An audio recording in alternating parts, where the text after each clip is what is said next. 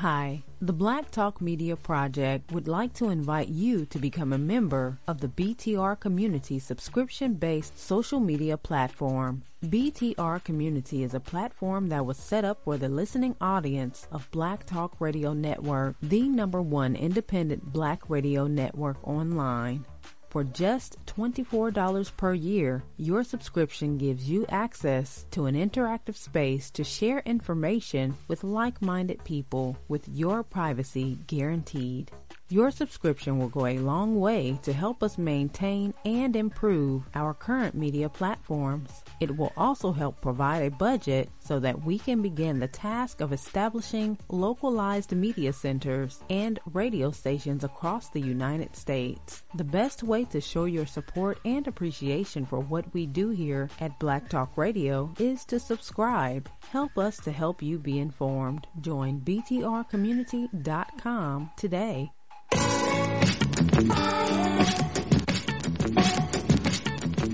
The views and opinions expressed by callers, guests, and hosts do not necessarily reflect those of the Black Talk Radio Network and Black Talk Media Project. Black Talk Radio is new black media for the new millennium.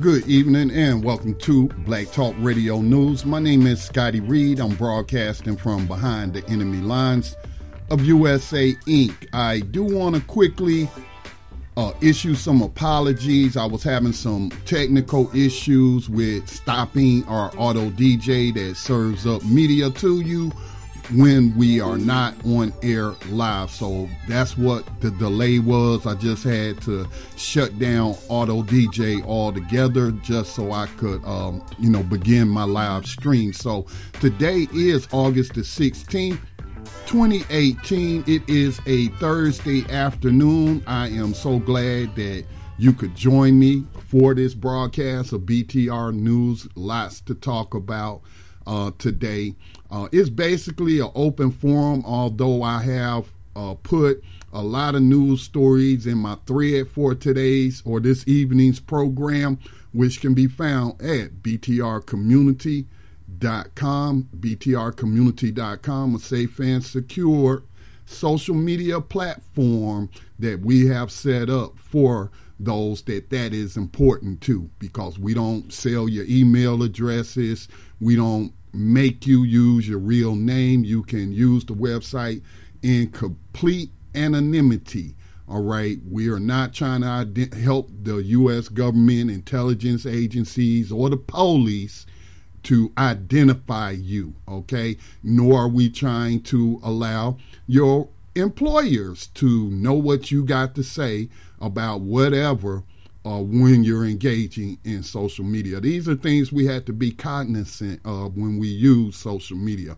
I'm not telling anybody not to be on any platform, because Black Talk Radio Network is on a lot of different platforms for business purposes, because we are engaged in a propaganda media operation and we need to reach as many people as possible. But as individuals, it's important that we know the risk involved on certain sites that make us use our real names and ask for photos and things of that nature. So btrcommunity.com. So again, it'll be pretty much an open forum. If you like to comment on any of the articles that I will be sharing with you today, the #1 article that I want to share with you is I'm going to continue the conversation that I've been having about so-called progressives. They claim they progressives, but yet they want to advocate for white nationalists, white supremacists,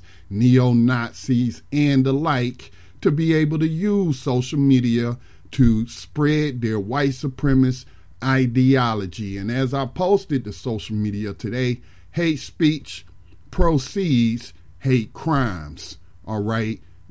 All I have to do is point to Dylan Roof, the terrorist, the white terrorist murderer who went into Emmanuel Church in South Carolina and murdered those people. He was radicalized by white supremacist ideology online. So speech has consequences. And like Malcolm said, media is the most powerful entity on the face of the planet because it controls the minds of the masses. So I wrote for the post, the headline for today's post is Alex Jones in the news again. Apparently his flagship station that he syndicates his nationally heard radio program, terrestrial radio. I'm not talking about internet radio, which you're listening to right now, but I'm talking about FM or AM radio. And there was apparently his flagship station, which he don't own, they just distribute his content. They got shut down by the FCC for operating without a license and fined $15,000. So I want to get into that. Plus, I had a question posed to me. They wanted me to talk more about Koplinski versus, I think it was New Hampshire, the Supreme Court case on fighting words. And so I want to address that as well, which is related, to what I want to talk about. But there's other news items as well that I shared in my news thread, some of the stuff that caught my eye for today. So if you have a question or a comment on any of the subject matter that we're discussing on BTR News this evening, give us a call at 704-802-5056. That's 704-802-5056. 5056. Hit **. That will notify me that you have a question, and as soon as I notice that, I will come to you as soon as possible. But please watch your background noise. Try to be, make sure it's quiet and what have you. I understand sometimes we're on the road or we're out in public and we can't control that, so I'm not going to fault you for that. But just try to be in a quiet place when you call in. All right, so first thing that I want to do, by the way, continue to support independent media, period, but especially independent black media. Speaking of terrestrial radio stations, one of the reasons, not the sole reason, but one of the reasons that I decided to create the nonprofit Black Talk Media Project was because I was reading about radio stations that cater to black people. Well, let me say not cater to black people. We got plenty of those. And I shouldn't even use the word cater. I should say target. We have plenty of radio stations owned by these big radio corporations like Clear Channel, which is now iHeartRadio, who are responsible for the killer radio that is targeting the black community. Killer radio is a term I picked up from Clear the Airways Project to describe the type of programming that goes out over those airways. But I started Black Talk Media Project in part because independently owned FCC licensed terrestrial radio stations were being shut down.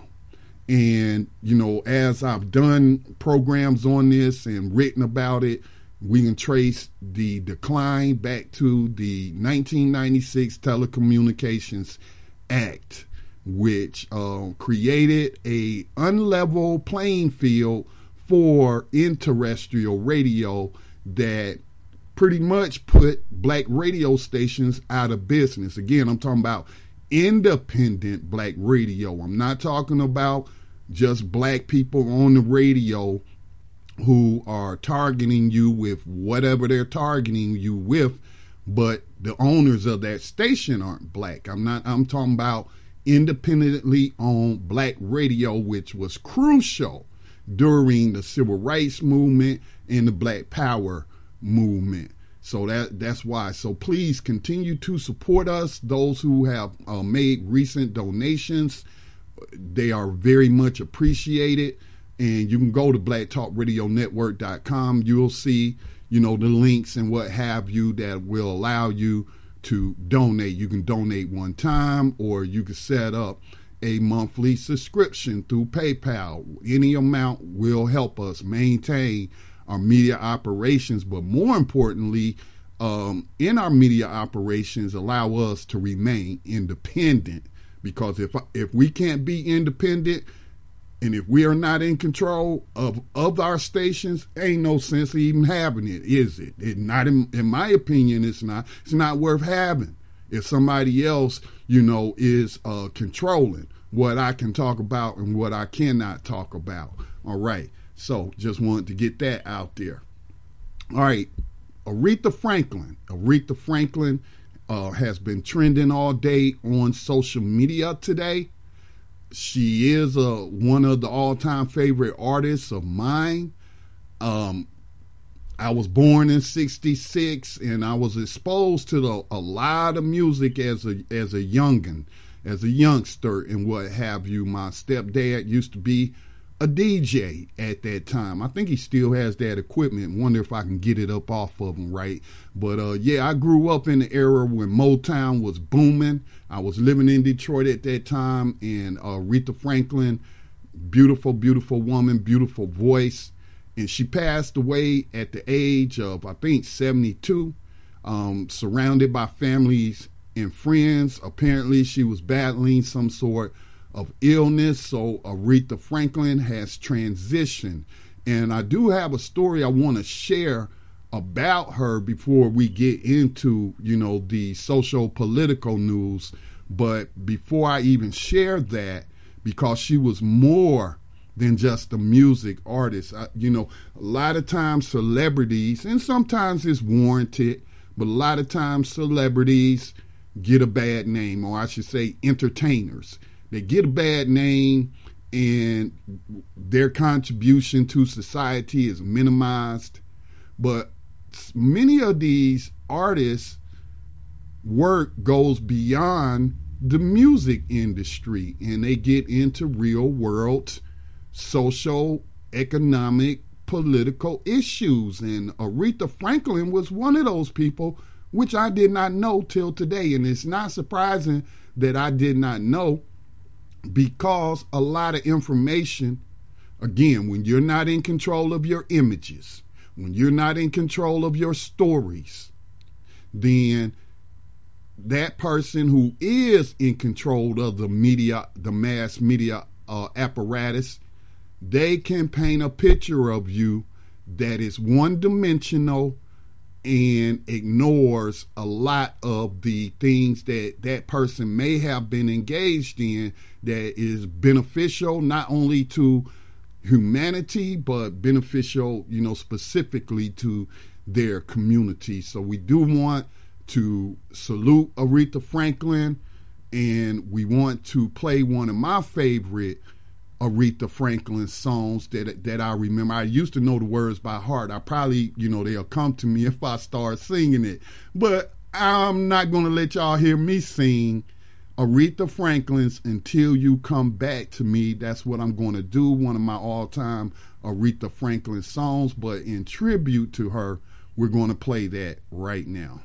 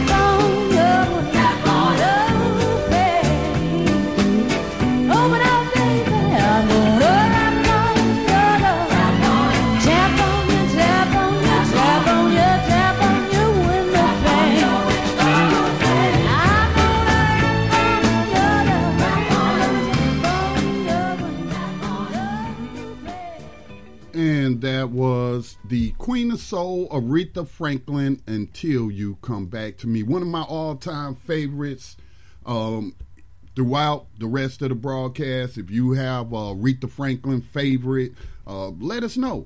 Give us a call at 704-802-5056. We may get it on air, play some of it on air over the next couple of hours.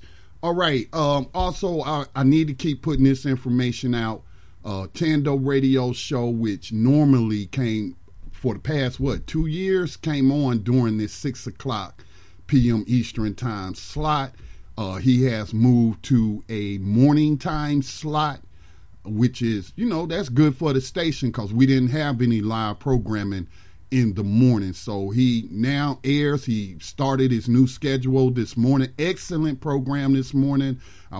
Of course, I was there. I have to engineer the program for him. But we had a very, very, very interesting conversation. Had a couple of callers call in and what have you. So that podcast is posted. Check it out later. But Tando Radio Show's new schedule is Monday through Friday at 10 a.m. Eastern Time, which would be, 11 a.m. Eastern Time, 10 p.m. Central, and 8 o'clock Pacific. All right, so that's the new Tando Radio Show live programming schedule.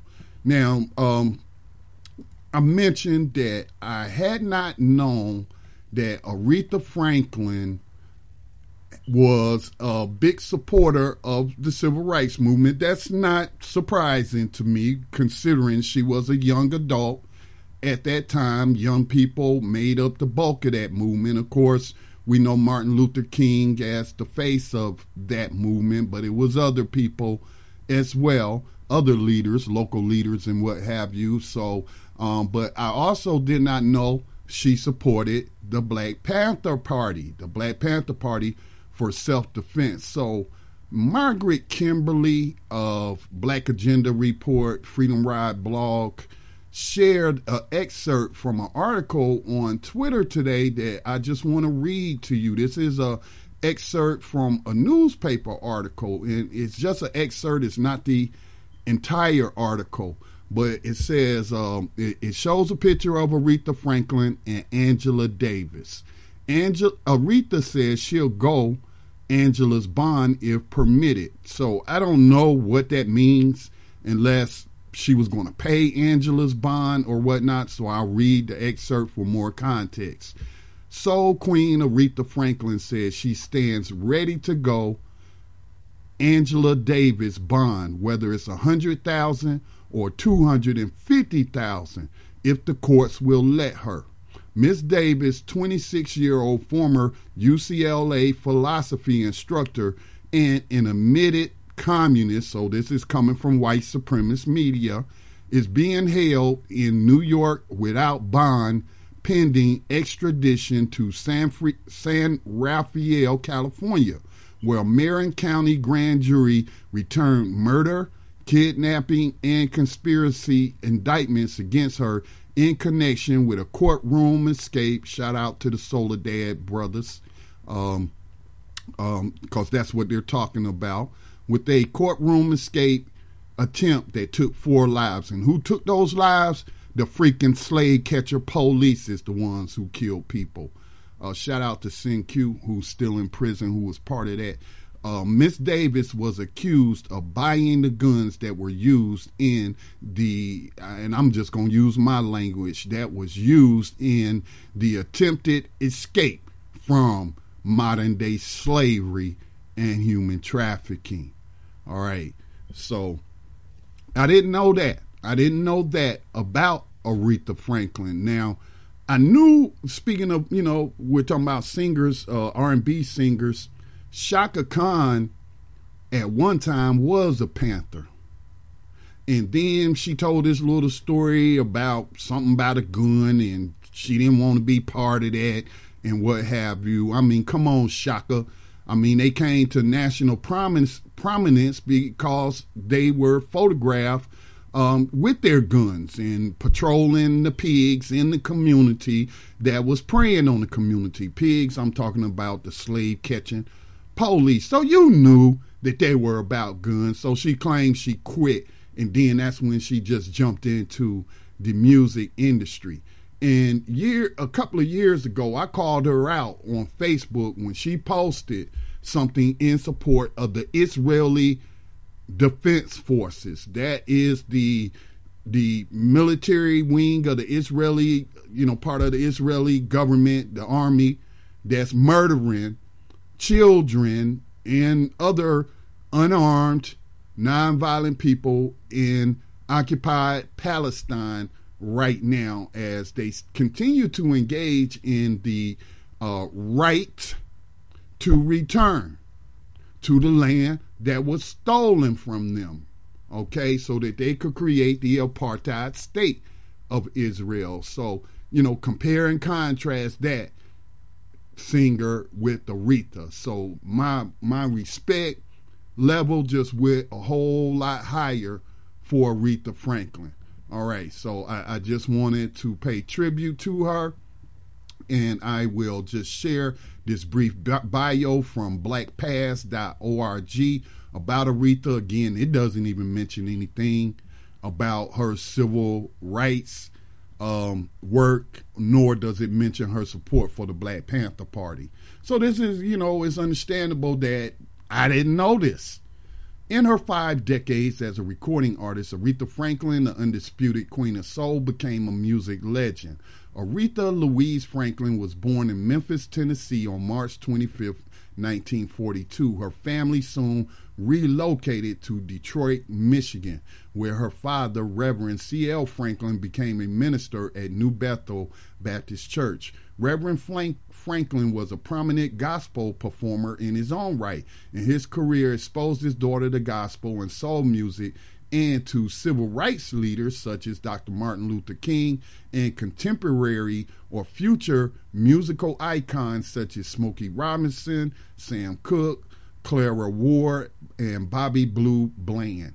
Unfortunately, Aretha's life was marred by tragedies that included the death of her mother when she was 10, physical abuse by her first husband, and the tragic shooting of her father in 1979. He remained in a coma until his 1984 death. Aretha Franklin, recorded her first album at the age of 14, The Gospel Sound of Aretha Franklin, while singing solos in New Bethel and going on tours with her father. In 1960, she signed with Columbia Records. Despite producing 10 albums and her concert performances netting $100,000 in nightclubs and theaters, the Columbia style featuring top 40 pop ballads proved an uneasy fit. Columbia tried to turn Aretha into a jazzy pop singer, while she was determined to draw on her background in blues and gospel music. Never let them change you, all right? In 1966, the year I was born, Franklin signed with Atlantic Records, which gave her more creative control, and she began revolutionizing soul music by creating a sound all her own. By 1968, Aretha Franklin was considered a symbol of black pride and soul music. Her songs, Respect, You Make Me Feel Like a Natural Woman, Young, Gifted, and Black, and Think became anthems reflecting the growing militancy of African Americans and challenging racial oppression. See, I didn't know that. I knew that the Black Panther Party had approached James Brown, and that's how we got I'm Black and I'm Proud, because he was making a lot of pop music and whatnot, and they was like, look, we need music for the movement, all right?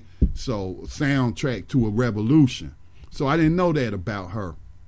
Her Amazing Grace album, released in 1970, which returned her to her church roots, sold over 2 million copies and made her one of the most successful gospel singers of the era. Franklin received an award from Dr. Martin Luther King in 1967 and appeared on the cover of Time magazine on June 28, 1968. In the early 1970s, despite the success of her landmark 1971 album Aretha Live at the Fillmore West, her career began to decline. She worked on the soundtrack to the 1976 film Sparkle, with Curtis Mayfield, which produced her last top 40 hits of the decade. In the 80s, Franklin moved to Arista Records, where she recorded everything from gospel to dance music, while her last big hit was A Rose Is Still a Rose, produced by Lauryn Hill in 1998. Franklin continued to be a significant presence in the music industry and the African American community. In 2001, she wowed audience across the globe with her performance in VH1's Divas Live, the one and only Aretha Franklin. And in 2009, she sang My Country 'Tis a Thee at President Barack Obama's inauguration. Franklin was the first woman inducted into the Rock and Roll Hall of Fame in 1987. She also had the largest number of top 40 singles of any female performer. She had 45 and was the youngest recipient of the John F. Kennedy Center's honors, which she received in 1994. Over her career, Franklin won 17 Grammys and has had 20 number one R&B hits. Her 1967 album, I Never Loved a Man the Way I Loved You, is considered the greatest soul album of all time, while her 1971 Aretha Live at the Fillmore West is called one of the top 5 greatest live albums of the rock era. Aretha Louise Franklin died in Detroit, Michigan of pancreatic cancer on August the 16th, 2018. She was 76 years old. So salute to Aretha Franklin for her many great contributions to humanity and specifically to the African American community. She definitely will be missed. So, with that I want to move to some of these news stories of the day.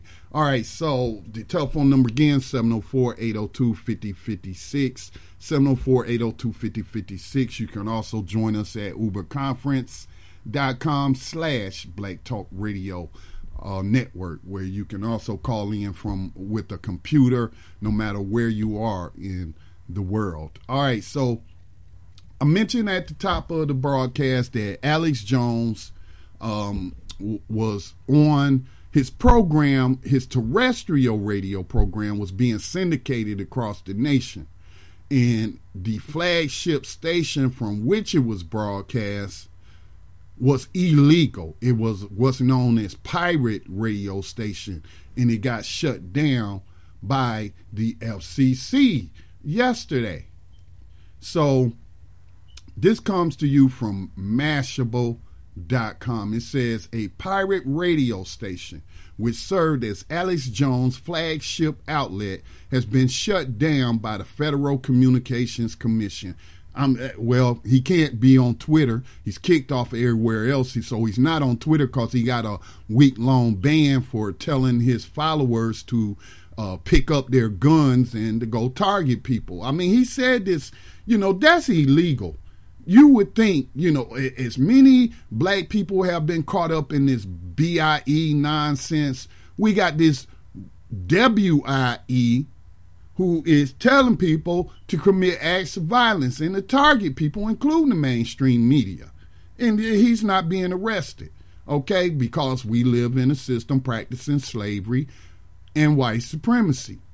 Liberty Radio was broadcasting on 90.1 FM without federal consent, which means they didn't have a license. According to the Austin American-Statesman, it reported that with the FCC accusing the station of doing so since 2013, so they're flying under the radar for 5 years. FCC agents managed to trace the station's signal to an apartment block in East Austin. That's where he's based, in Austin, Texas. He likes to tell where other people live, and because, that's why some of those gun victims, family members of gun victims of Sandy Hook, had to move because of Alex Jones. So that's where he lived, is in Austin, Texas, which, he doesn't make that a secret. Anyway, it says that they traced the station's signal to an apartment block in East Austin following a complaint according to the agency lawsuit filed against Liberty Radio. The FCC has also handed a $15,000 penalty to the station's owners, who reportedly are refusing to pay because they saying, hey, we're white and we can do whatever we want to do. The rules don't apply to us. We're above the law. Everybody else, they want to file all that paperwork and go through all that red tape to get a FCC license. Nah, we're not going to do that. We just going to do what the heck we want to do. And they're refusing to pay it. Liberty Radio said on its website that it had stopped broadcasting terrestrially since last December. So that would have been December of 2017. But the FCC says they've been doing it since 2013, but still maintains an online stream. The station's schedule features InfoWars programs, including the Alex Jones Show, Real News with David Knight, and War Room. We are committed to spreading the word of truth. We have chosen the best schedule possible to accomplish this endeavor, reads a statement on its website. The FCC hubbub comes after Twitter gave Jones' personal account a 7-day timeout. So InfoWars, he still allowed Prison Planet, all his other Twitter accounts still allowing him to be on there. But his personal account, it says they are preventing him from tweeting, retweeting, or liking content because he violated the platform's rules. Again, I'm already mentioned what they cited, and he posted a video of him telling his band of white supremacists, white nationalists, neo-Nazis, suspected racists, and what have you, telling them to take their, did he call it battle rifles? Take their battle rifles and to target certain people. He should be hauled into the FBI right now if they was about practicing justice, right? But they not. So I tell you, man, other tech companies have taken a stronger stand on InfoWars and Jones, notably Apple and Spotify, who have removed his podcast from their platform. So that comes to you from Mashable, all right? So all this time, that station, which syndicates the radio programs out to other stations around the nation, was operating illegally for 5 years without an FCC license. Now, when I first started Black Talk Media Project, I was looking at getting into low-power FM community radio. But as I did more research and I found out the initial investment that it was going to cost, that equipment for terrestrial radio was very, very expensive. All right, it can get expensive in maintaining it and what have you. And then you have to apply for a license. And you may not get that license, but you got to pay big money to get an engineer to write up, the antenna plans and a whole bunch of technical details. And, my research showed that was costing thousands of dollars and what have you. And even for a low power FM radio station, which typically only has a broadcast radius of about 5 miles, so we were looking at that first, IN community radio, and so I said, no, I don't want to be under FCC license, and under their authority, because what the FCC giveth, the FCC can take away. All right.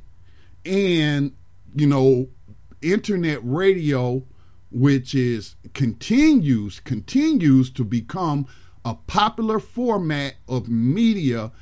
This was back in 2008 when I was doing all this research. I was like, no, I'll just go with internet radio. And that is when I started buying different equipment and researching how I can make this work.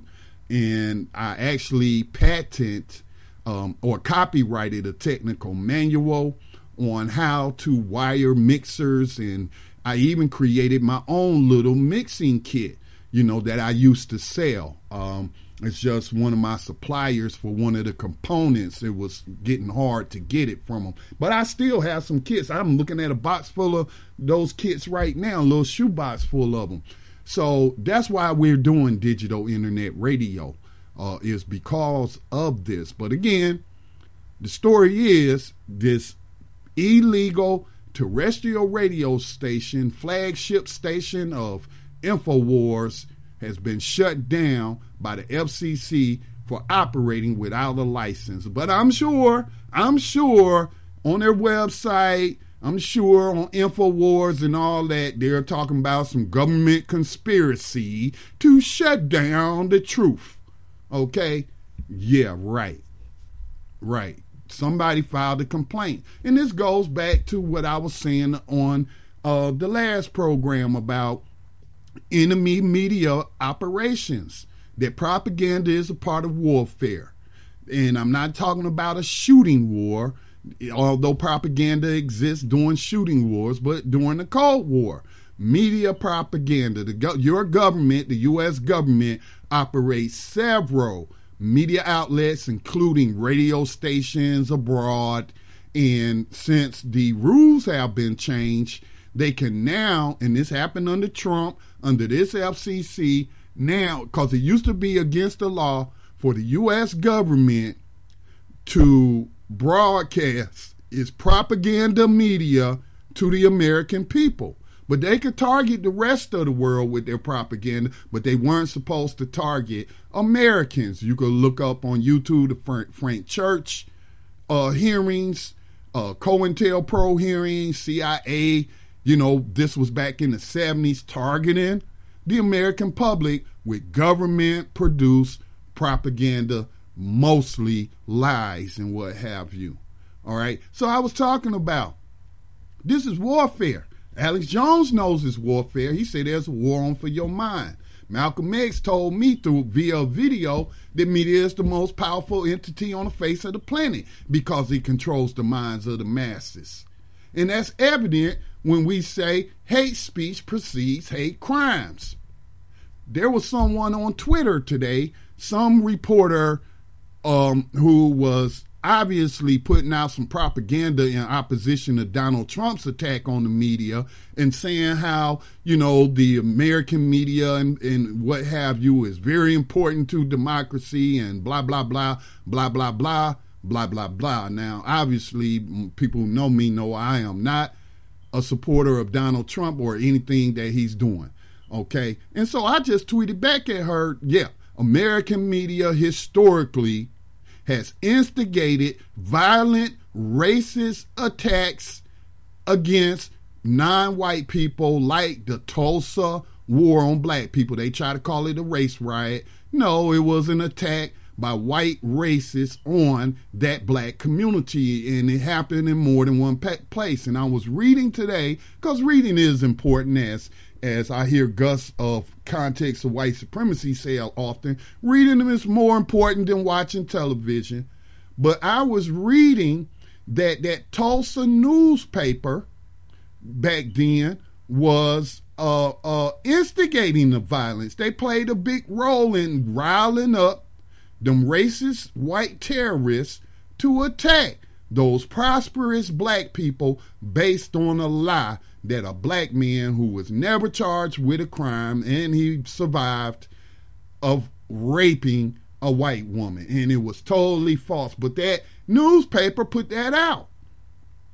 This ain't no game, y'all. This is warfare.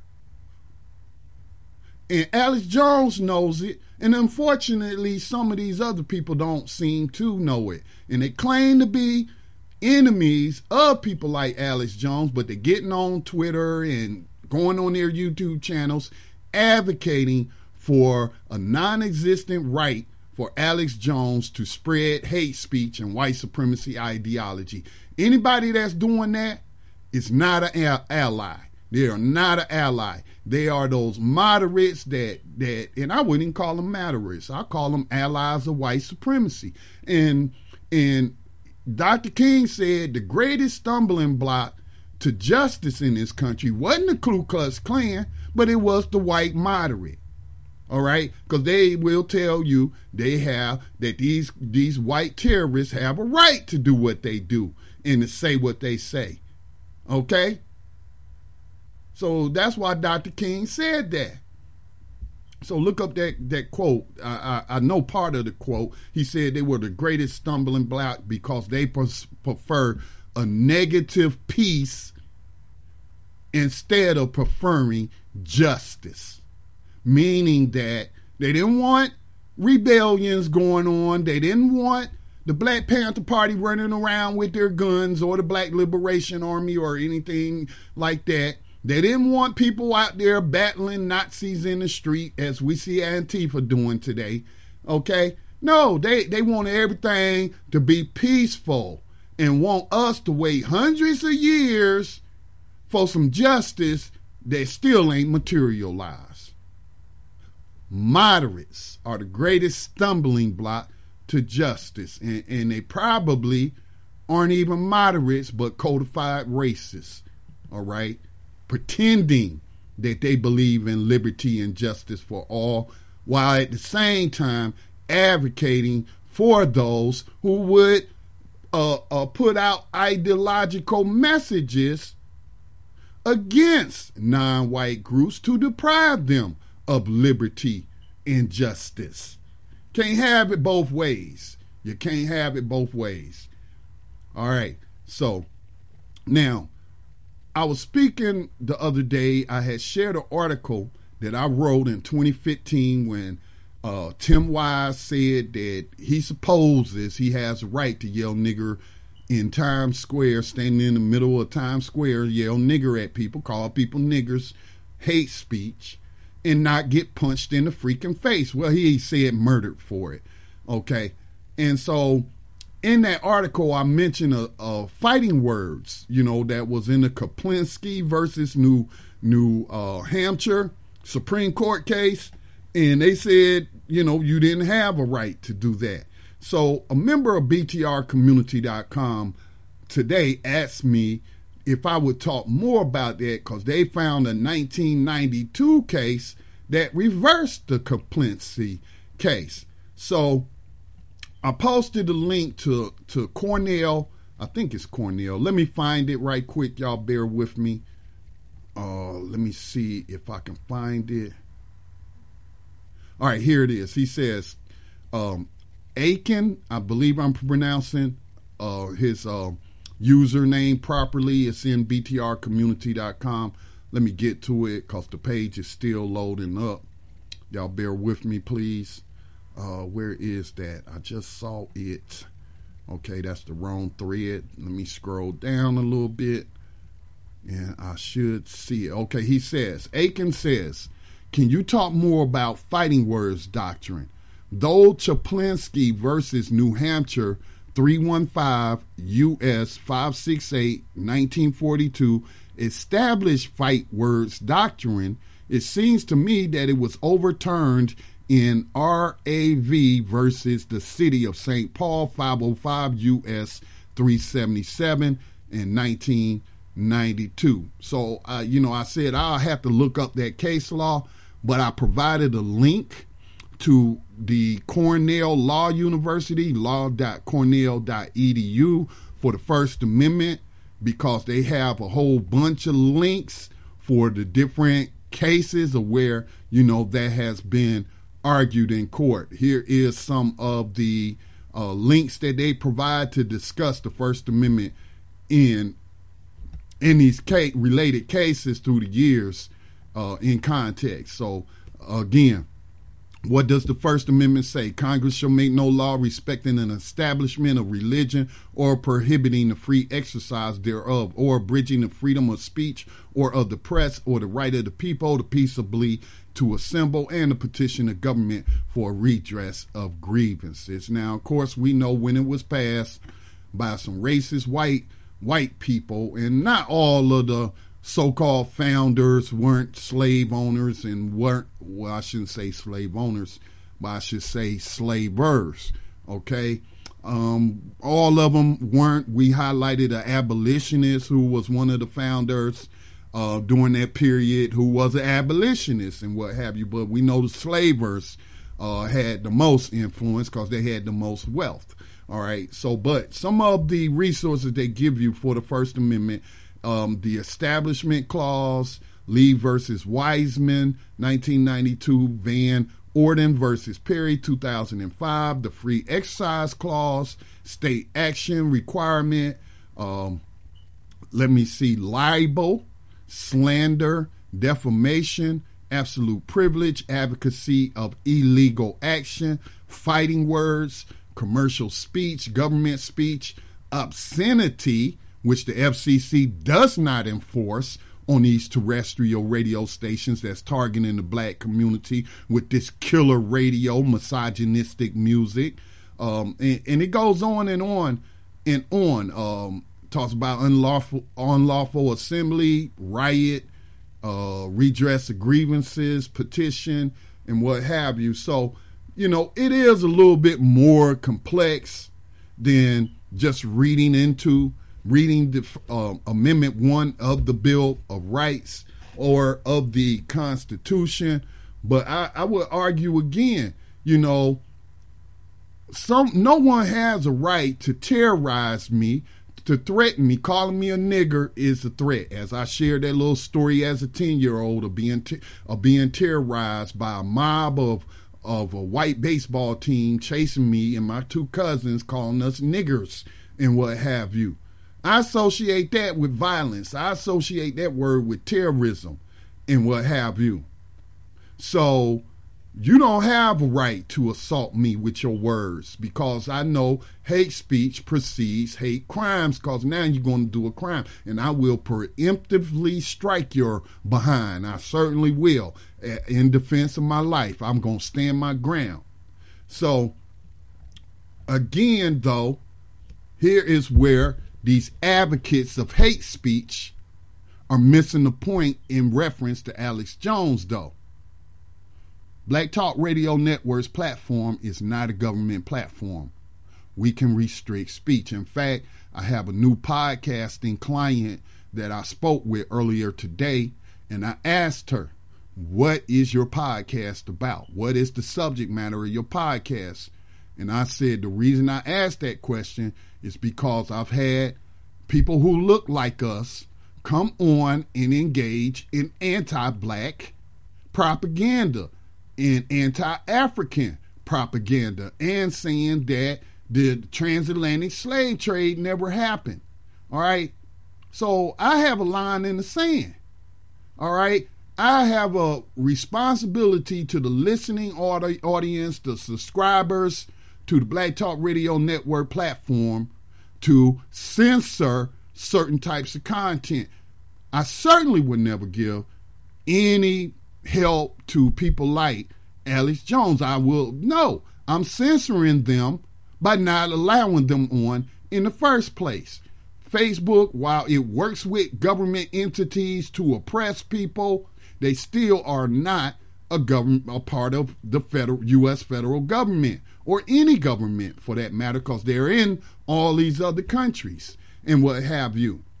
And they don't have to, although they allowed him to do it for years, and internal records show that they were coddling right-wing white males. And for fear, this alleged fear of Congress coming after them for shutting these races down and what have you. And so Apple, which, you know, you distribute podcasts through their iTunes, which we do, they shut them down. They are not a government institute. They are a private business. We are a privately held nonprofit organization. All right. And so we don't have to give platforms to messengers of hate. We don't have to give space on our platforms to messengers of hate. All right. So that's where my biggest thing lies with these advocates for messengers of hate, is you're using a false dichotomy. You're using a fake analogy by saying, oh, if they come for Alex during the day, they coming for me at night. When guess what? As I've stated again, they been coming after different groups. They banned a black woman for documenting a road trip she took where she experienced racism. Okay, they banned her for not forever, but for a short time. But there was outrage about it, and so they restored her account. I remember today when I was arguing the unconstitutionality of these sagging laws. Not that I think sagging is attractive, not that I'm an advocate of sagging, having your britches hanging down to where your underwear is showing and whatnot, but I don't think it's the government's right to throw you in jail for sag, especially if no skin is showing. I mean, people would buy their underwear to match whatever outfit they had on. And, so their boxers would be showing or whatnot. So anyway, to show how ridiculous and absurd these laws are, I shared a couple of images on Facebook, on our Facebook page, in context of, okay, if they're going to tell you they can't sag, then how come in Seattle they allow this festival of naked white people, majority of naked white people, riding bikes? That's a thing in Washington, the state of Washington, in Seattle, I believe. I said, how come in New York City, in Central Park, they allow these people to be naked with their body paint? They're naked. They just painted their bodies. I don't see anybody arresting them or giving them a ticket. So why are you targeting? Well, I know why you're targeting black people, but is it right then to target someone simply because their boxers are showing?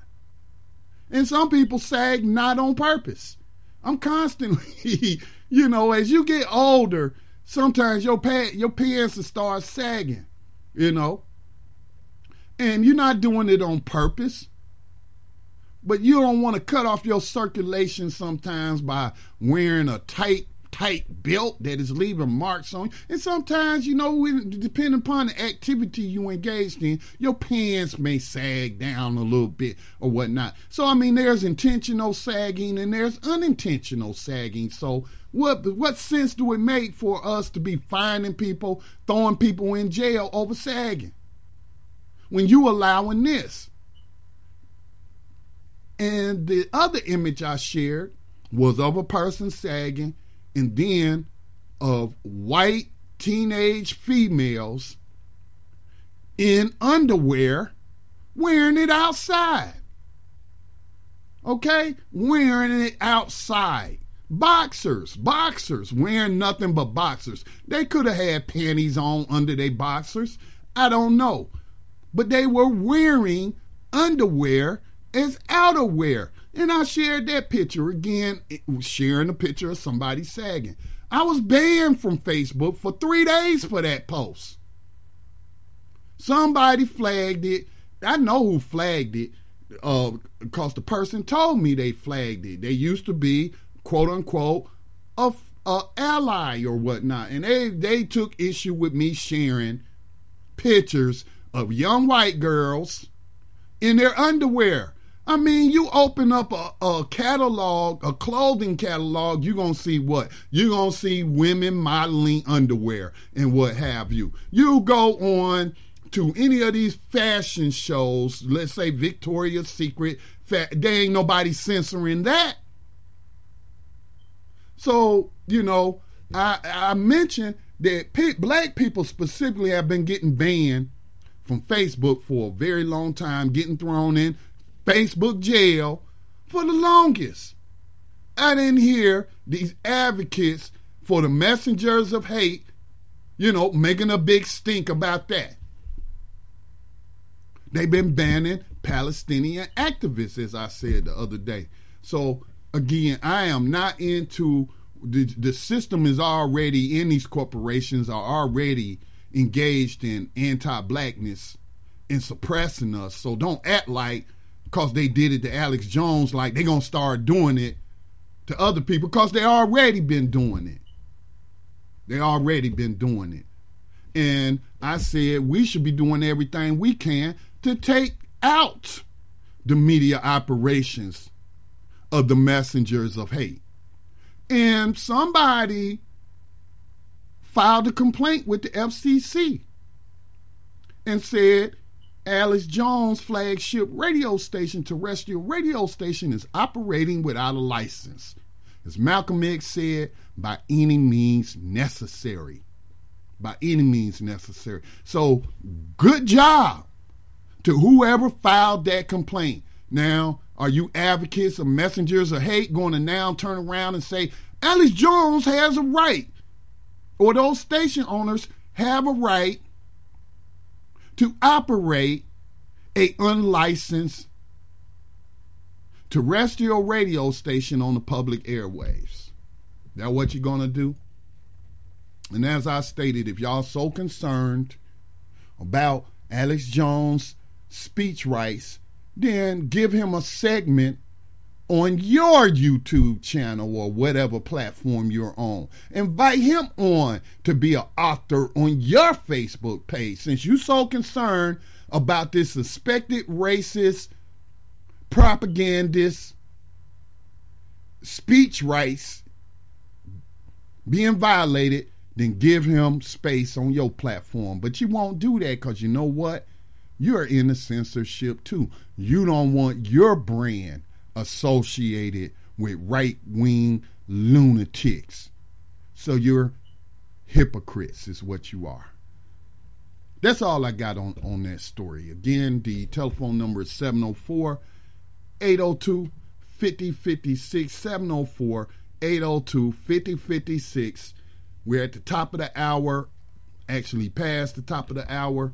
I'm going to take a station identification break and play another track from Aretha Franklin, as I want to continue to pay her tribute, not for being one of the all-time great R&B soul singers, but because of how she leveraged her wealth and notoriety on behalf of people seeking justice. That's why I'm honoring her. But I appreciate the music too. Because we get depressed. I get depressed reporting on these terrible stories, reporting on modern day slavery and human trafficking. And I need a stress reliever. And music is that stress reliever for me, since I can't play basketball like I used to play basketball, which was, sports was an outlet for me as well. All right, you're listening to Black Talk Radio News on the Black Talk Radio Network, airing Monday, Tuesday, Thursday, and Fridays at 6 o'clock p.m. Eastern. We'll be right back. Stay tuned.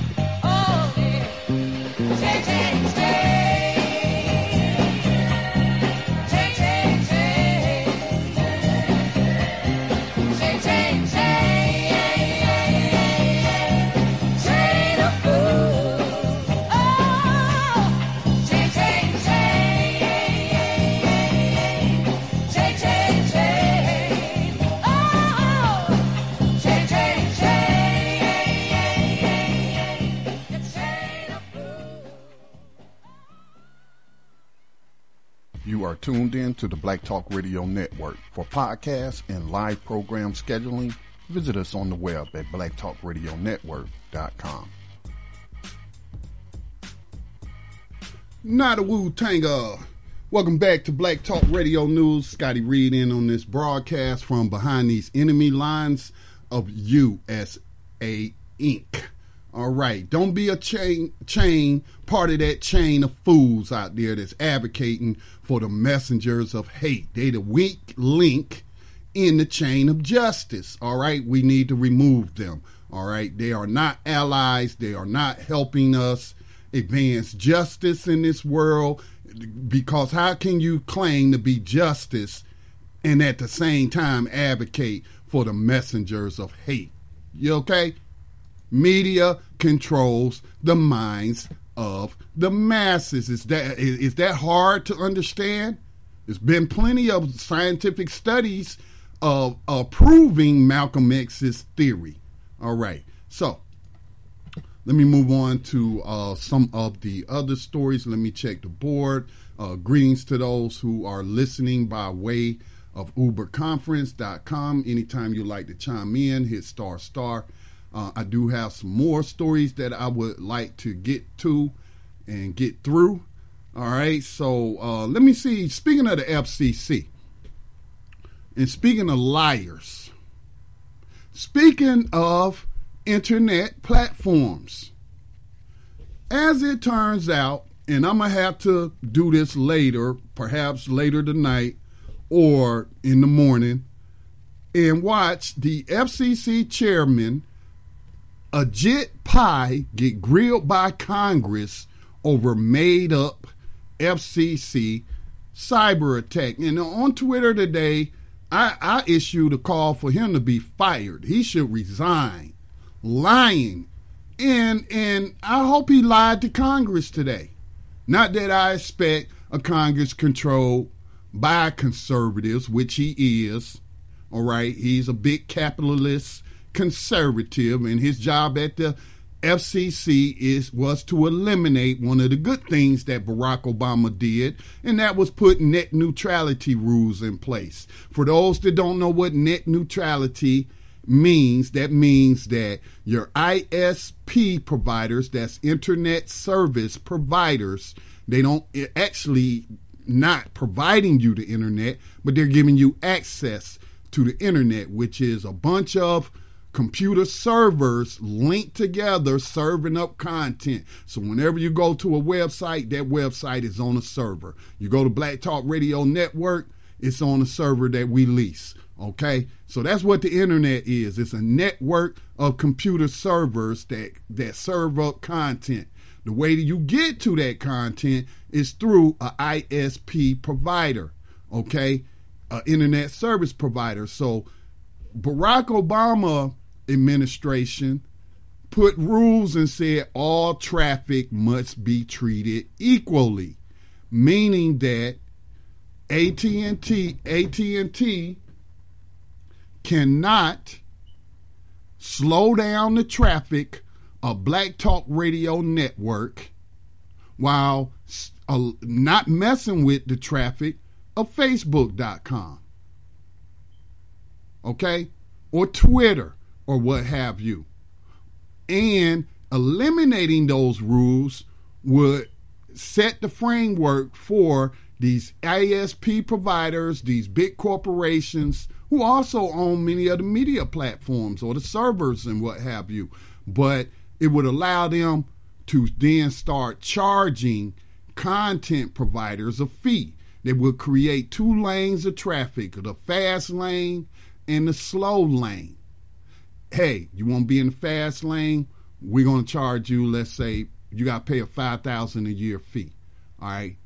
You ain't got the money to pay that fee, then your stuff going to be in the slow lane, which means that when the people who visit your website try to pull up your website, it may take 5 minutes for it to load up the pages. And then imagine if they trying to visit several pages on your website and it's taking 5 minutes for each page. What is an internet surfer going to do? He gonna, hey, I ain't got time to be sitting here all day waiting for this page to load. Get y'all act together, not knowing that it's the ISP provider who is slowing down that traffic. Okay? So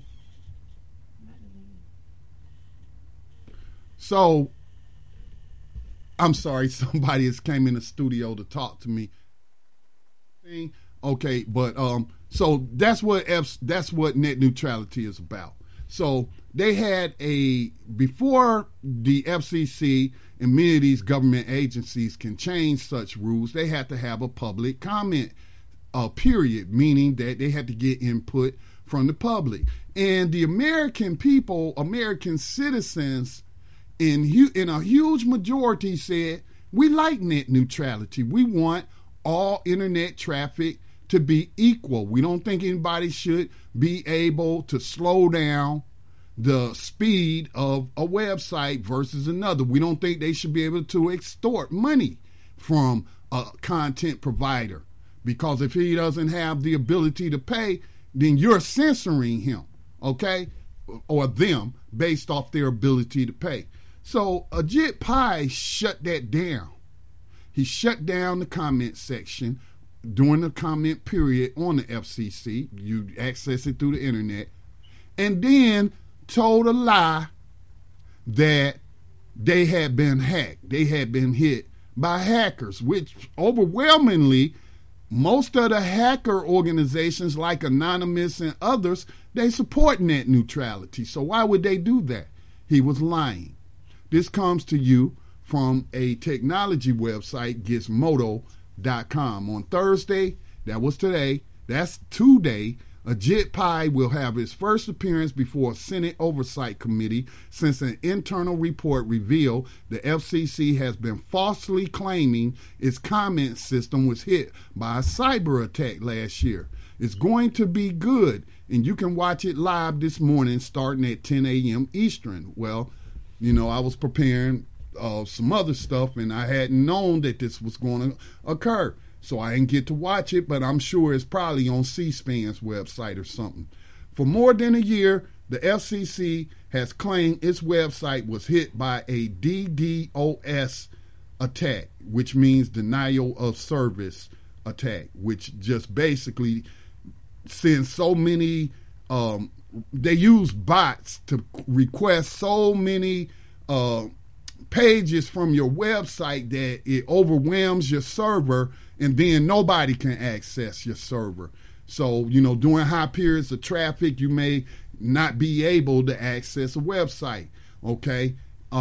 Sometimes that's why, because they have high traffic and it's overwhelmed the server, especially smaller, you know, operations like ours and what have you, all right? But he claimed this and it didn't happen. Despite the numerous issues with the legally mandated commenting process, FCC Chairman Ajit Pai barreled forward with his plan to kill the open internet and secured approval last December. Again, Trump administration. All the while, he maintained that a cyber attack had occurred and the FCC was powerless to do anything about it. Earlier this month, the FCC's Inspector General concluded an investigation into the attacks and found the whole story was hogwash. Despite the FCC being aware that it should expect a tremendous influx of traffic. It did not prepare for the flood of legitimate Americans who wanted to express their disapproval of the Title II repeal. Pai has previously testified to Congress that the phony cyber attack occurred and has since placed all the blame on its chief information officer. If a letter sent to Pai by Democrats from the Energy and Commerce Committee on Tuesday is any indication, members of the Senate aren't buying it. So he did. He lied to Congress. That's a federal crime. One that isn't often prosecuted because, see, in a system of slavery, the law isn't for everyone. It's not applied equally to everyone. Certain people with certain political connections, with a certain amount of wealth, are not held accountable like everybody else. Ordinary citizens, ordinary residents, ordinary people. So he lied to Congress. And the Black Talk Media Project is calling for the immediate firing of Ajit Pai for lying, for first denying the American public a right to comment on the process, to comment on their proposal to kill the open internet and do away with the Obama administration's net neutrality rules. He should be fired for lying to Congress about a phony cyber attack. Again, people just don't understand the power of media. They don't understand it. They really, really, really don't.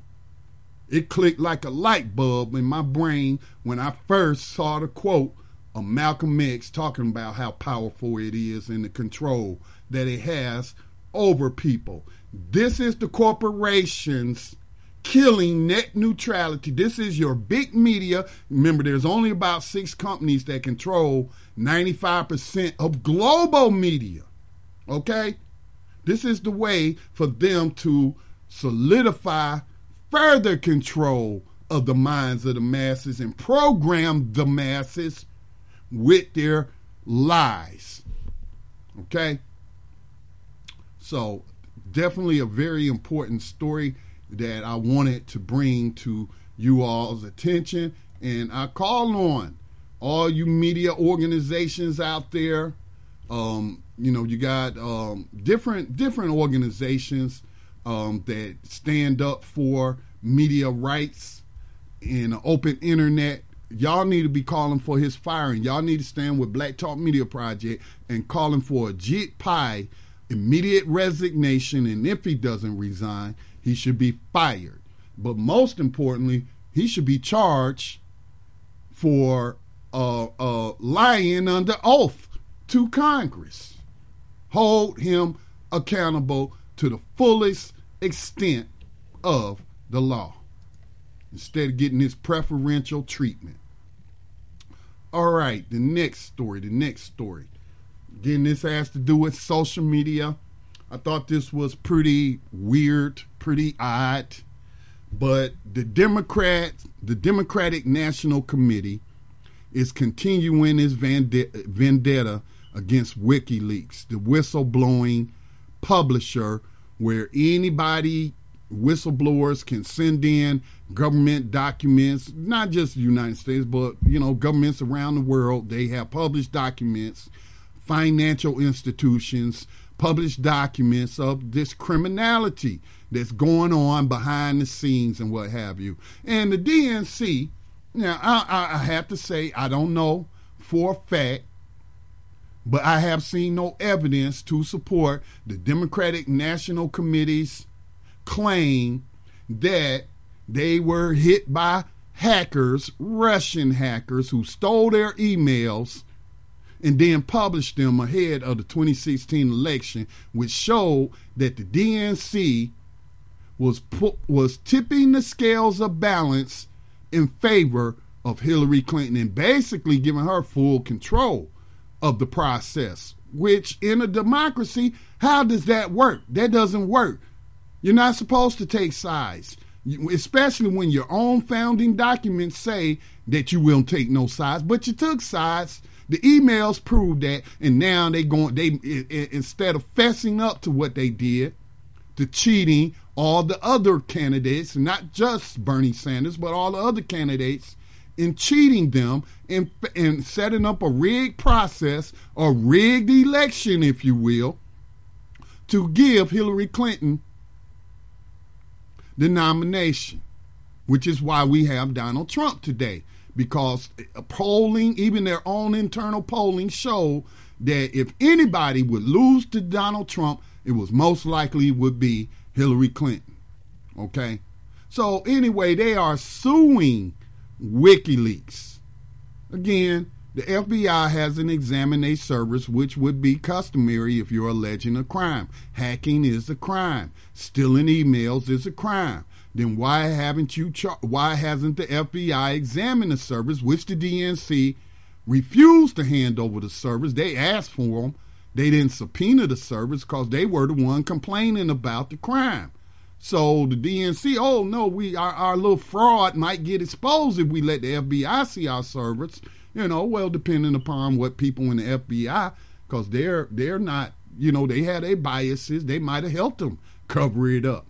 But they didn't want to take that chance, so they wouldn't let the FBI see their servers. So since they didn't let the FBI see their servers, and the only people telling us it was a hack and not a disgruntled employee upset over the rigged process, stealing the emails internally and then sending it to WikiLeaks, who said that their source isn't the Russians, and they won't reveal their source, which they won't. They shouldn't. But they telling you it wasn't the Russians. We know who we got this from. But anyway, the DNC is suing WikiLeaks along with Russia and pro-Trump political operatives. Now, how did they serve WikiLeaks? Now, the founder of WikiLeaks is holed up in the Ecuadorian embassy in the UK. And the CIA, even Hillary Clinton herself, made no secret they would love to take out Julian Assange, the one who created, the founder of WikiLeaks. They, as the article mentions, the article comes to you from Sputnik News, and it is a Russian source, but just because it's a Russian source doesn't mean they're telling lies. I share American sources. I share wherever the information is after I vet the information and try to see, okay, can we get some truth from this? Can we find some facts? So instead of them trying to serve, you get served. You ever heard that term? You got served. With lawsuits and what have you. So a subpoena that will require you to, defend yourself in court and what have you. So a law firm representing the DNC didn't go to the Ecuadorian embassy and serve Julian Assange with this lawsuit or this court order that they're being served with. Then, no, what did they do? They sent it out over Twitter. That's crazy, man. And apparently this has happened before. So I can see this becoming the norm down the road, where people can claim that they couldn't find you, but they found your Facebook profile, they found your Twitter profile, and so they served you with the legal documents by posting notification tweeted at you on Twitter or in your private messages or whatever. Okay?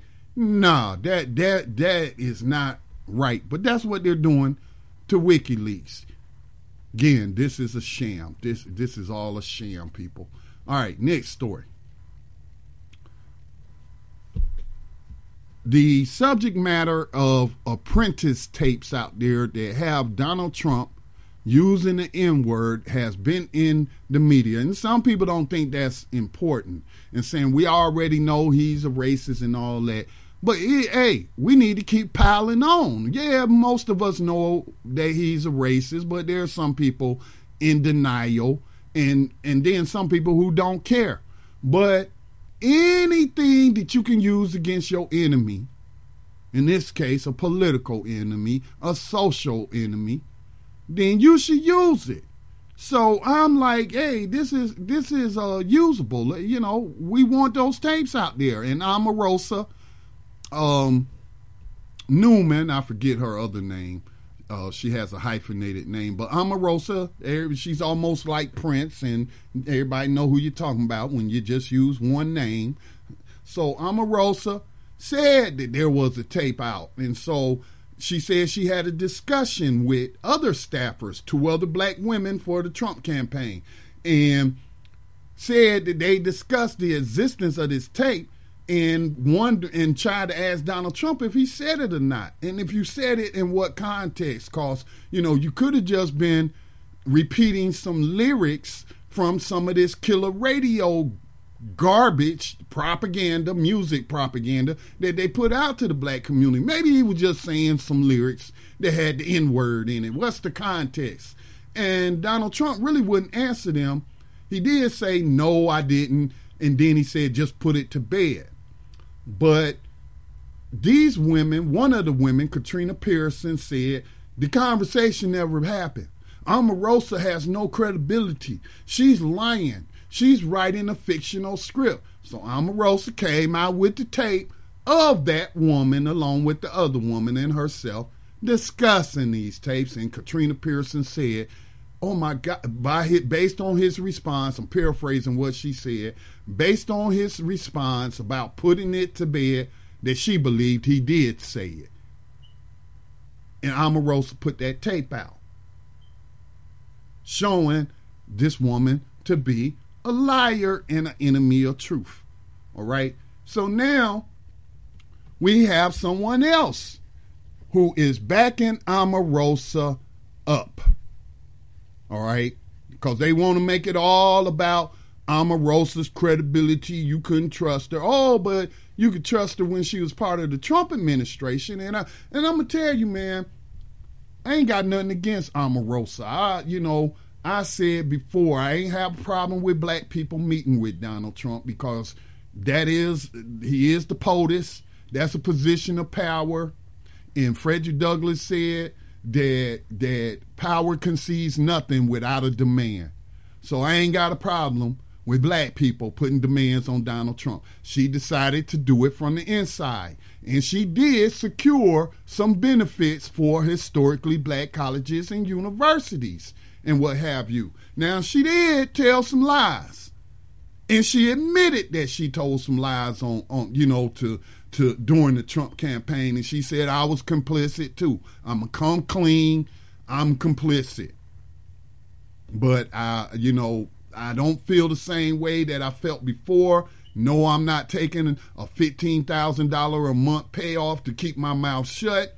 I'm going to tell what I know. And so, I applaud her for that move. I don't know Omarosa. You don't know Omarosa. I never even watched one episode of The Apprentice. And that is how most people think they know Omarosa. Okay? Again, most of that stuff is scripted and she might have been playing a villain or whatever. Anyway, things aren't always what they seem. And I'm going to give her, as a black woman, the benefit of the doubt. All right? But anyway, so they're trying to tear her down, saying she's not credible, that she's a liar and whatnot, but she got the tapes. Now, we have actor and comedian Tom Arnold. Y'all remember him? He used to be married to Trump supporter Roseanne, and he is a staunch opponent of Donald Trump and even called out his ex-wife, Rosie O'Donnell, for her support for Donald Trump and what have you. And remember when she said the N-word, he called her out. So anyway, we got actor and comedian Tom Arnold in a story from rawstory.com that I think was published today. Yeah, it was published today.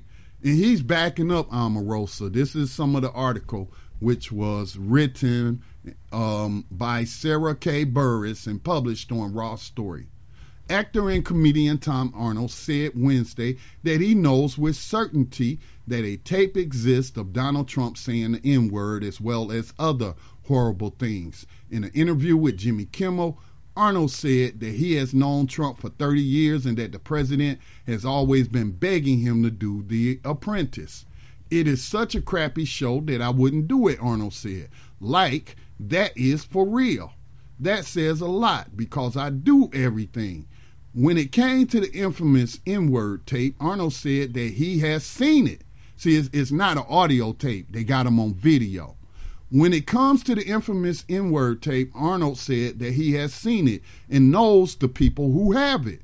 I've seen this compilation tape, he said. If you're on one of these reality shows, there's compilation tapes of me doing horrible, disgusting things. Of course, I do horrible, disgusting things, but I'm also not running for president. I remember this tape I saw, and I described it exactly. He says the N-word. He calls Eric the R word. Now I don't know what that means. What does the R word stand for? I don't know what that means. He calls somebody a rape. I don't know. He says the N word. He calls Eric the R word. Now they call it in the N word tape. I have friends that worked on that show, and I explained it exactly. He said that he's been talking about the tape, and some have called him a liar.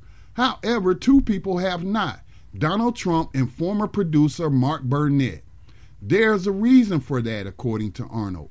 He went on to explain that Burnett is on the MGM board, again, another media corporation, and that he and other board members are worried about the scandal involving these tapes. According to Arnold, the FCC, you know why they worried about it? Remember how they took Cosby off the air after his rape trial? Or even some of the allegations? So you better believe that Apprentice is still making money in syndication, reruns and what have you. And so they don't want it coming out because then the same situation may come up with as what came up with the Cosby Show, which I don't think the show should have been taken off regardless of what Bill Cosby was convicted of and accused of by multiple women, including black women. So that's why they're worried about their future profits involving The Apprentice. So let me get back to the article. According to Arnold, the FCC, again, FCC coming up a lot today, the FCC requires that any conversation between a producer and host be filmed because The Apprentice was technically a game show, so MGM has tons of footage of Trump saying any manner of obscenities. Now, when he mentioned that, this goes back to my conversation on BTR Community about the First Amendment, and niggers should be considered an obscenity. And so I don't believe my interpretation of the 13th Amendment, of the First Amendment outside of fighting words is obscene. It's obscene. There's laws against obscenity, especially public obscenity and indecency. So they're bringing up, they have tons of footage of Trump saying any manner of obscenities. He doesn't expect the tape to become public unless someone other than Burnett finds it and releases it. Burnett, according to Arnold, is Trump's best friend and will do whatever he can to help. The comedian rattled off the president's political atrocities from the birther movement to the immigrant children in cages and said that those at AMGM could help bring down Trump, but they won't. Mark Burnett could do something. He does nothing, Arnold said. So let me see if I can cue up the audio to this interview of Tom Arnold vouching for Omarosa, where everybody's saying she's lying, vouching that the tape does in fact exist and that he's seen it. He's seen it. So it's not loading up, so I'm not going to play. I'm not going to waste time trying to play it. Let me see. Looks like it was trying to play and I stopped it.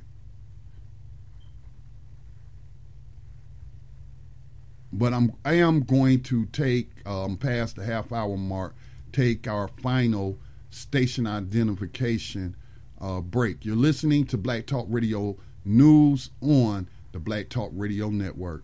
No, I'm not a writer. Okay.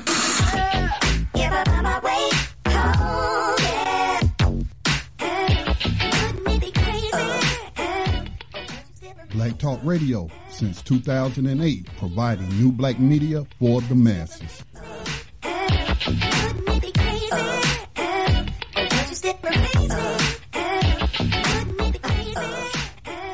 And welcome back to BTR News. Scotty Reid sitting in on this mic from behind these enemy lines of USA Inc.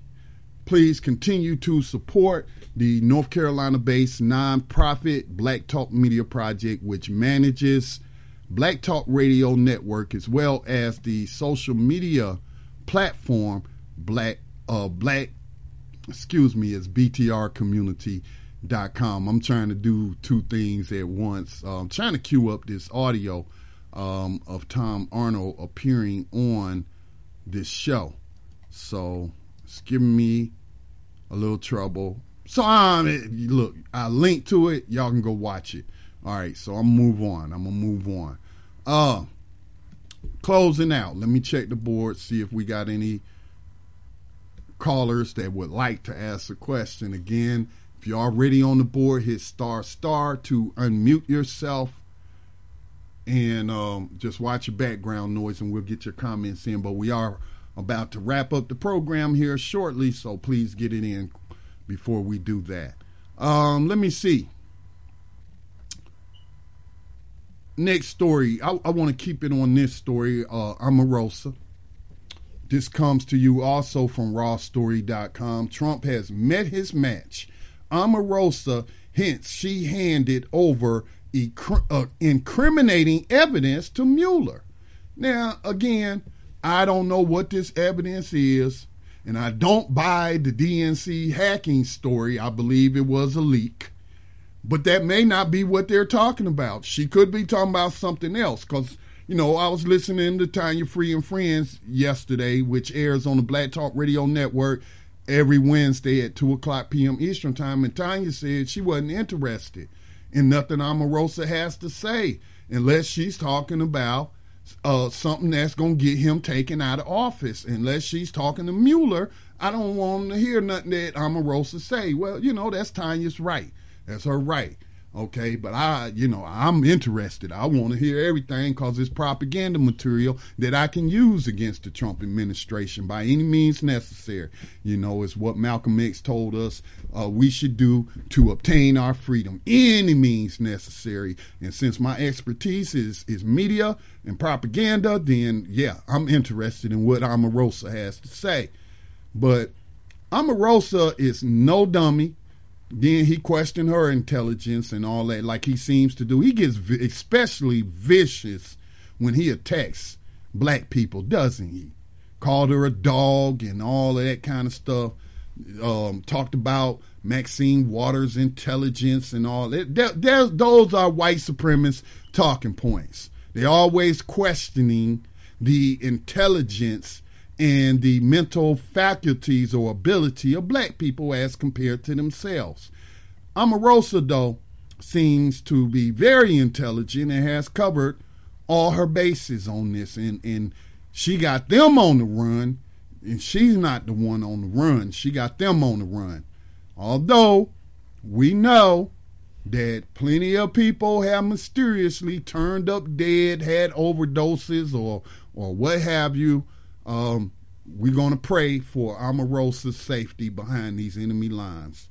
Omarosa Manigault Newman hinted that she may have given recorded evidence to special counsel Robert Mueller of President Donald Trump's participation in a conspiracy to release emails stolen by Russian hackers. The former White House advisor and reality TV star spoke Wednesday afternoon with MSNBC's Craig Melvin, who asked her to justify her claim that Trump knew about emails stolen from the Clinton campaign the Democratic National Committee before they were dumped online by WikiLeaks. So now, because my credibility means something to me, I'm always trying to be objective. I don't know if the Russians hacked John Podesta's Gmail account or not. Matter of fact, I can't even recall right now, even though I bet you the likelihood exists, that on that private server that Hillary Clinton had in her basement to do State Department business, that she did campaign business on that server as well, which was unsecured and had been hacked. A private server she leased through a company that didn't even have a security clearance. That's a crime right there. That she would talk about being above the law. But again, let me not get sidetracked on another issue, although it's related. But I don't know. Now, maybe Trump, even if the Russians didn't do it, if Trump thought they did, and she has tape of him that's proven some kind of collusion or what have you, then I would say that is evidence. Okay? I just simply don't know. Because she's not telling us exactly what the recorded evidence she gave to Robert Mueller. We don't know. Which she again, being an intelligent person, she is, and she's being aided by attorneys. Since there is an open investigation, it's best she don't tell you what evidence that she handed over to Mueller. I'm telling you, man, y'all can joke, and I was joking when I said it on social media, but y'all can, hey, Omarosa seemed to have been on some spook who sat by the door type maneuvers and what have you. You know, obviously, she isn't a revolutionary that I know of.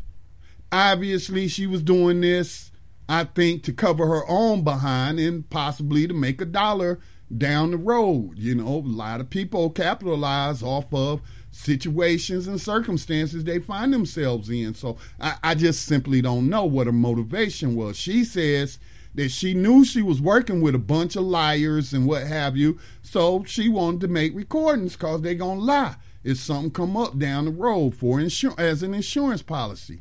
So it goes on to say the most explosive allegation that you made is not even in the book, Melvin said. Manigault, who said she has been interviewed in the special counsel probe, said that omitted allegation was related to the Mueller investigation. So she didn't put it in the book. But she did tell Mueller and turned over the evidence.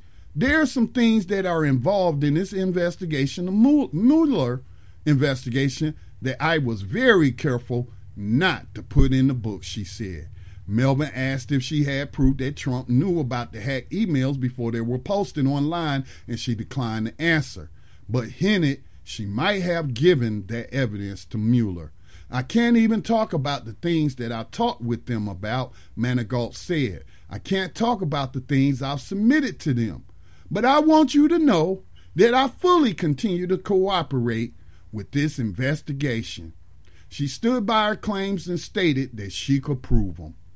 I have been able to verify every single thing that I put in the book, Manigault said. I've verified everything I've stated, and every single time the Trump people challenge me, I bring the receipts. I'm going to leave it there. Full article, you can access it via btrcommunity.com, but it is posted or was published on rawstory.com. Trump has met his match, Omarosa. Hence, she handed over incriminating evidence to Mueller. And as somebody else said, don't hate the player, hate the game. Because apparently, she knows the game better than these other people in the Trump administration. She knows how to play the game better than Donald Trump himself. All right?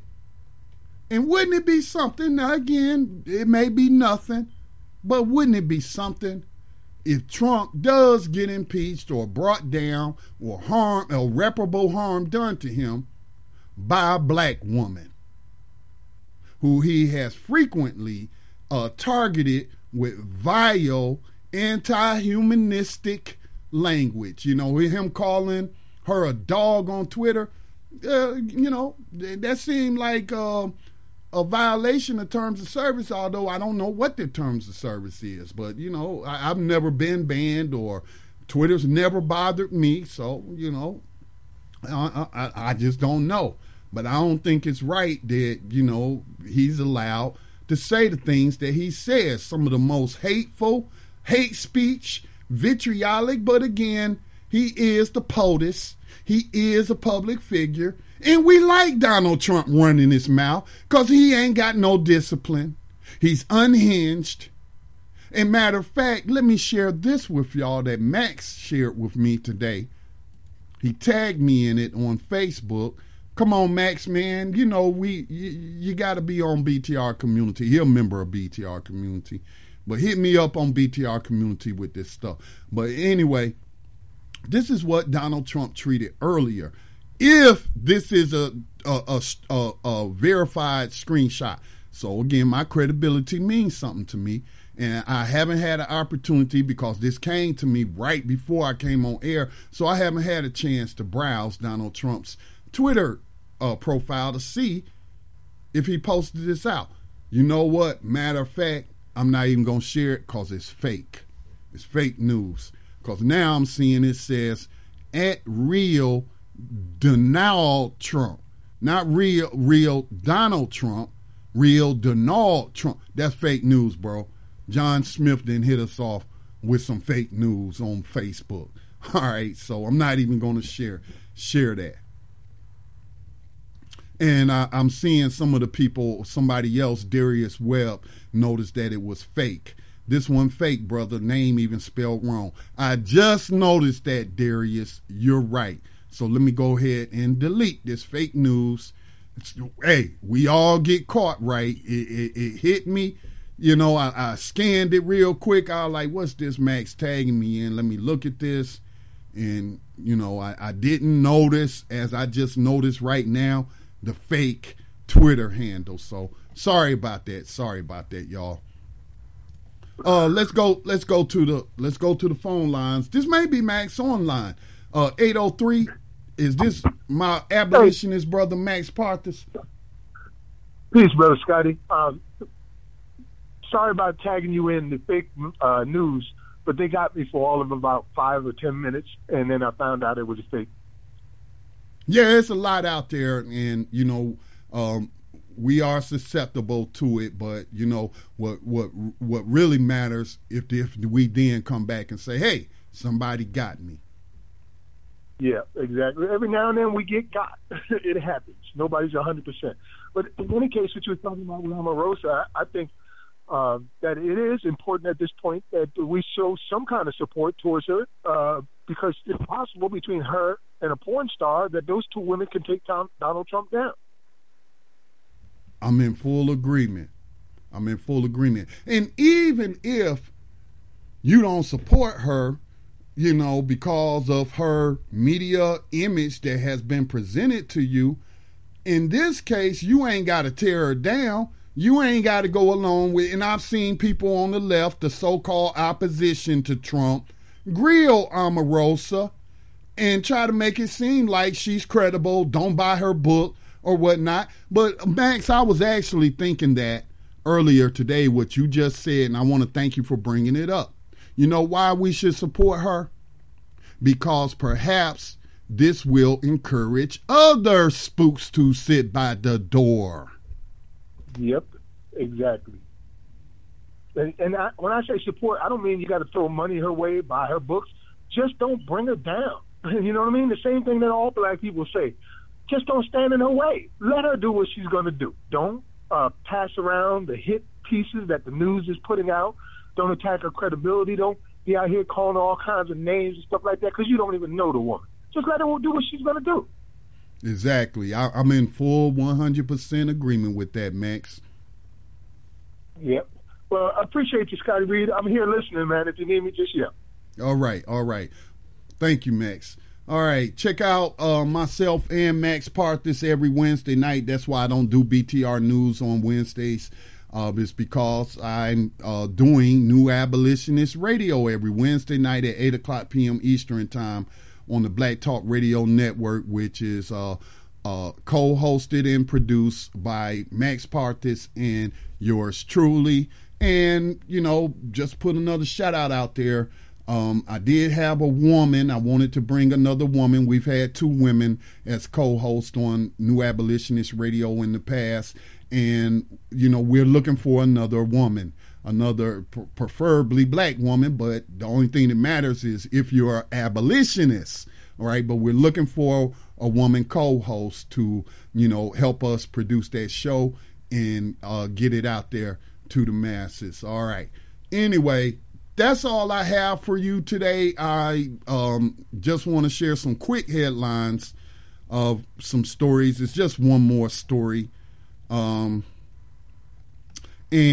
there is this guy who's running for the school board in New Jersey who has been exposed for calling for the murders of black people. Matter of fact, I got a few minutes. Let me read this story. New Jersey school board candidate busted for racist Facebook comments urging Black Lives Matter monkeys to be gunned down. So the FBI should be paying him a visit, right? If we were in a system based on justice, if this was a system that was based on the spirit of the law, all right, in the letter of the law, the only spirit of the law and letter of the law they really adhere to is 13th Amendment slavery, talking about the U.S. Constitution, 13th Amendment. But this guy, he should have been arrested or at least brought in for questioning. A union carpenter running for the school board in Monroe Township, Gloucester County, New Jersey, is under fire after the New Jersey Globe uncovered racist Facebook posts he made between 2013 and 2016, including calling for shooting Black Lives Matter protesters and sending them to their graves. According to the Philly Voice, Monroe School Board candidate Rick Jankowski complained about BLM protests back in 2015, writing, "So now I watch videos of protesters throwing trash cans and any other items at any white person they see. Time to start firing bullets into these effing monkeys and send them to their graves." The comment was not the first time that Jankowski, I keep confusing him with the kicker for the longtime kicker of the Los Angeles Raiders or the Oakland Raiders or soon to be Las Vegas Raiders. His last name is Janikowski. This man's name is Jankowski. The comment was not the first time that Jankowski slurred African Americans. In 2014, he wrote about the shooting of unarmed Michael Brown in Ferguson, stating, "I'm sorry, but I can't stay quiet any longer. You goddamn animals in Missouri make me sick. Another black criminal gets killed after assaulting a white cop, and you pieces of shit want justice." Y'all pardon my language. "You are not Americans. You are animals who disgust me. You wonder why there is racism in this country. Get a effing job and contribute, you useless waste of life, instead of constantly committing crimes and protesting when you get what you deserve."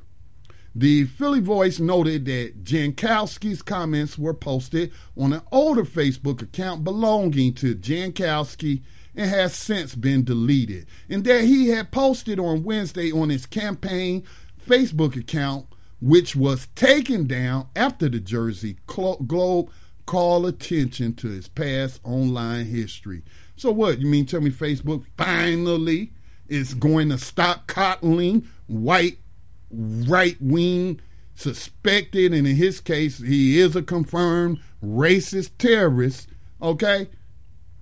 So again, I'm going to close it out by saying, you advocates, you so-called progressives, especially you, Jimmy Dore.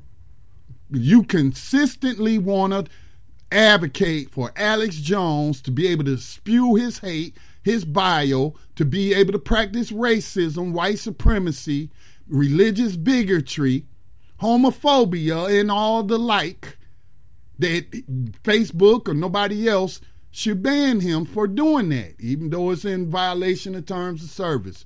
So are you going to advocate for Jankowski? Let me tweet this later at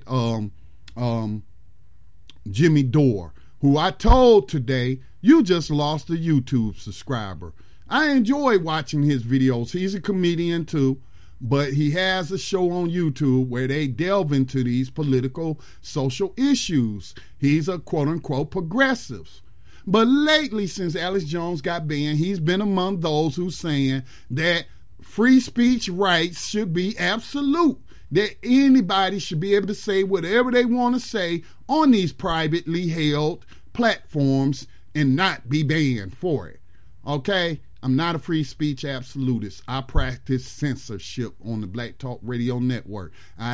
There's nobody that's going to tell me I have to give Alex Jones a voice. But I'm going to send this story to Mr. Jimmy Dore in the thread that, you know, some of his followers have actually liked my tweets telling him, if you so concerned about Alex Jones losing his YouTube channel, well, give him a segment on the Jimmy Dore Show on your YouTube channel. Or do you ban and censor right-wing lunatics by not giving them a slot or space on your YouTube channel? These are hypocrites, man. But I told him, you lost a subscriber, and I'm no longer going to share your videos with the subscribers of Black Talk Radio Network.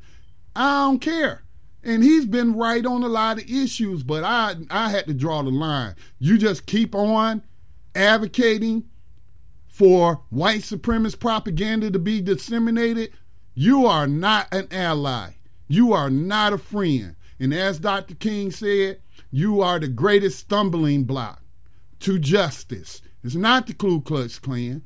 It's not Alex Jones. It's the moderates that tell us we must tolerate the hate speech of these people and give them a place in our society. Dr. King's talked about that. So F you, Jimmy Dore. My name is Scotty Reid, and I've been broadcasting today from the behind of the enemy lines of USA Inc., where they practice slavery via the 13th Amendment's exception clause, and they continue to use racism to support the institution of slavery. That said, peace and blessings to all. I'm out.